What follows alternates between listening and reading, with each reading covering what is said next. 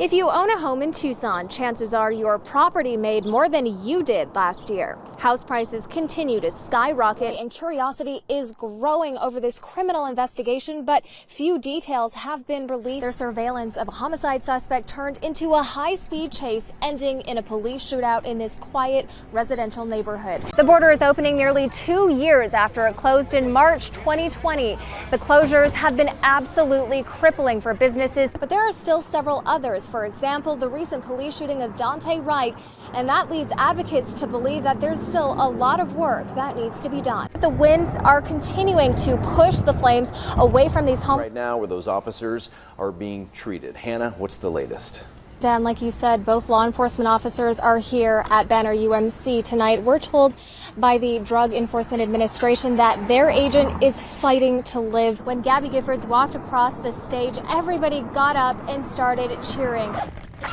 The most important thing to bring on a hike, of course, is water. Experts recommend drinking about 1 liter per hour. The proposal would remove 42 A-10 aircrafts from next year's fiscal budget. It was under this bridge that an injured, frightened javelina was found and carefully removed by Marana officers and animal control.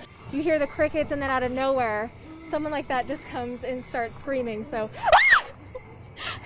like I just did. This is a little spicy Cheeto. We've got some Skittles here for his buttons. It's a true Wild West experience with some serious star power. More than 80 movies have been filmed here. Some of the most well-known include Tombstone and The Quick and the Dead. In fact, Leonardo DiCaprio, Sharon Stone, and Russell Crowe stood on this exact boardwalk, and Clint Eastwood and Sam Elliott walked down that street.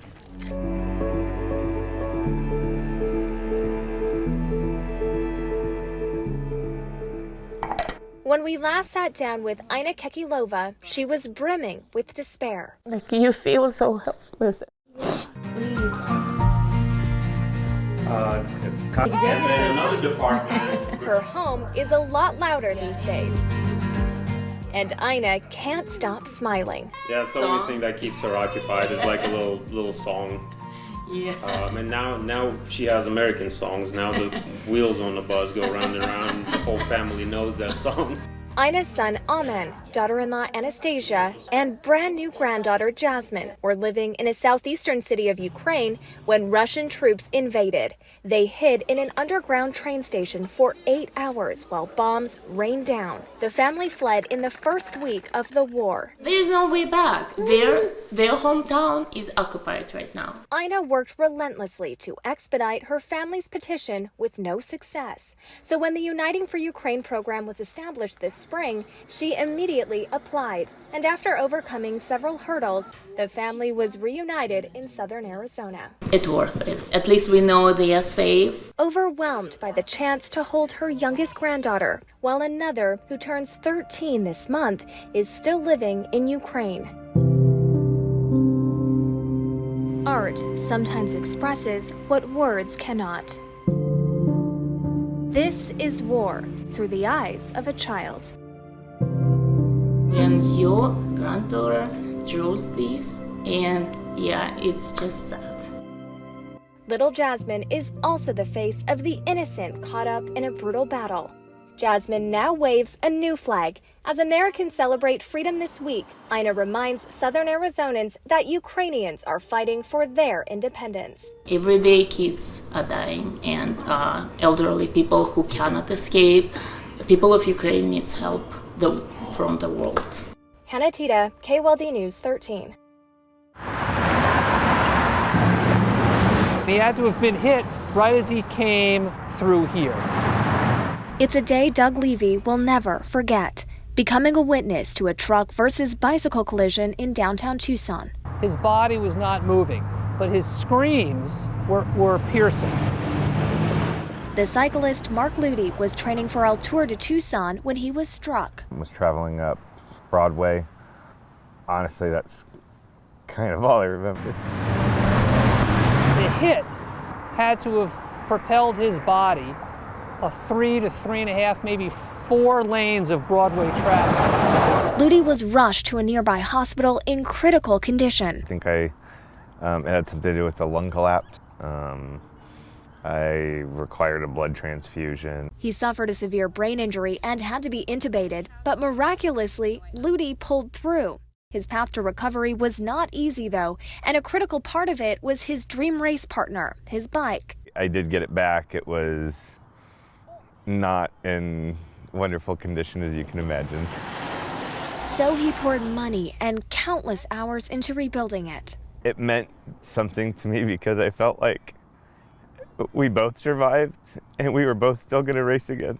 That is, until his bike was stolen. Sunday morning, Ludi and his family stopped at the Heirloom Farmers Market. He stepped away from his bike for just a few minutes. Leaned up against this tree, wrapped up. But that was all it took. His family canvassed the area, posted pictures on social media, and plastered the farmers market with flyers.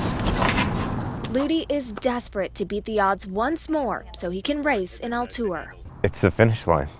It's being able to cross it again, regardless of everything that happened, and knowing it didn't stop me. Hannah Tiede, KWLD News 13.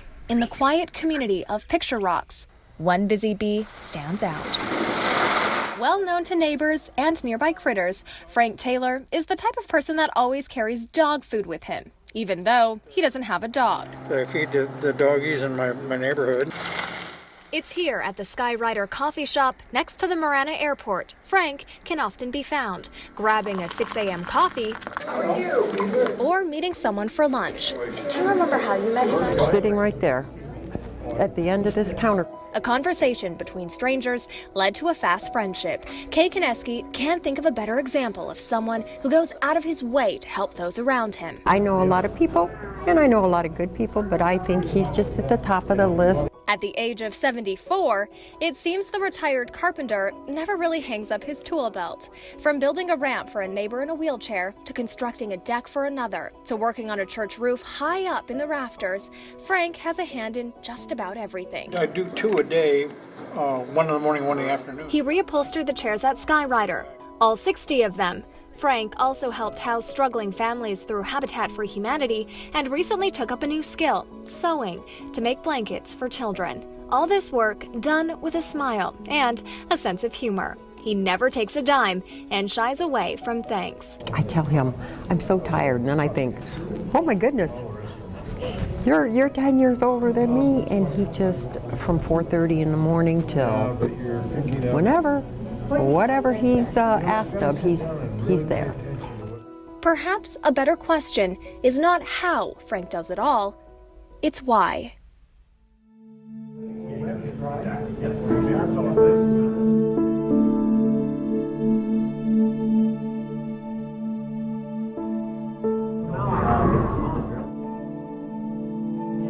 His name is Thomas. His last name is Grix, Grix. And